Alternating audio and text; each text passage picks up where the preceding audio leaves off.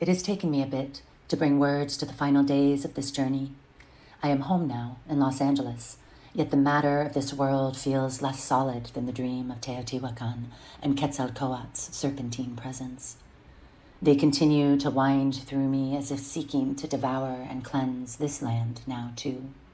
We may have shed the patriarchal skin of Teotihuacan and even washed clean the ancestral footprints within our own cells, and yet we all knew it was a preparation for the healing roles we would play here in this world where the patriarchy still stiffens against us. Our walk up the pyramid of the sun was unprecedented. It was not the usual final flight of the journey where we returned to the light from which we came. No, Quetzalcoatl asked much more from us.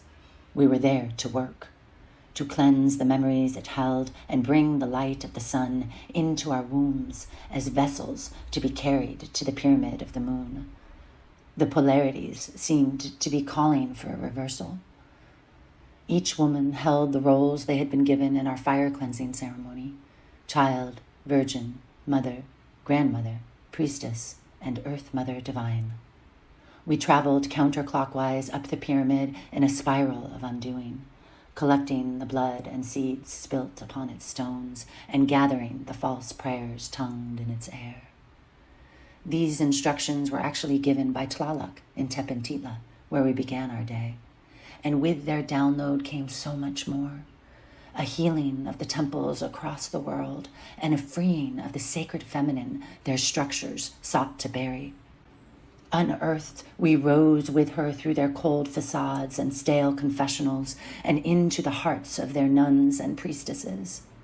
We washed our hands as their hands, allowing the healing waters to pass through our fingers onto the temple floor like a cleansing rain. A rain which we were told would greet us atop the pyramid of the sun to purify the blood, seeds, and prayers that we would lay upon its altar.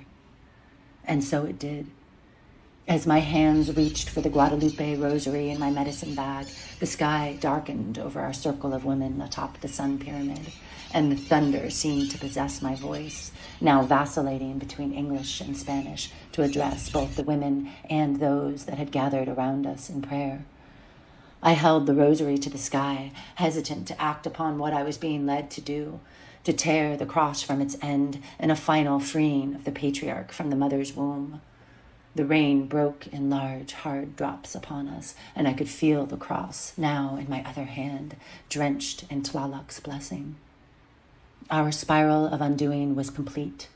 The rain stopped as quickly as it came, and yet a small river ran through Teotihuacan, mimicking the body of Quetzalcoatl, but traveling down the Avenue of the Dead and away from the Pyramid of the Moon, as if her water had broken free to repossess its path as her birth canal. So beautiful. Yet our walk of ownership had one more stop to make. The Pyramid of the Moon called us to her. Yes, 2 pyramids in one day.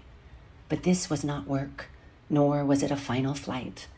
It was a landing, deep in the black light of the unmanifest within our wombs.